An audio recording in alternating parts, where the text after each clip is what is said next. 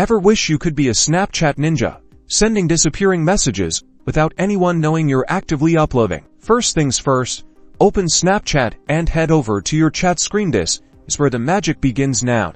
Instead of directly snapping a photo or video, we're going to use a clever workaround. Tap on the chat bar of the person you want to send the snap to.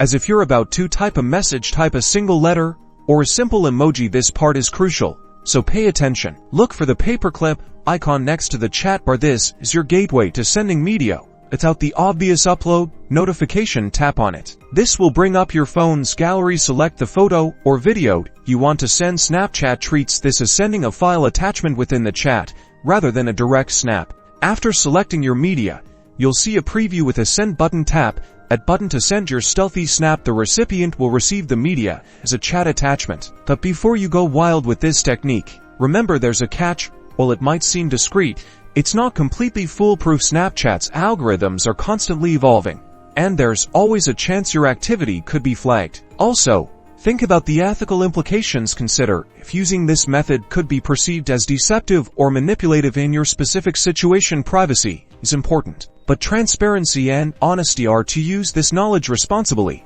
and stay aware of the potential consequences.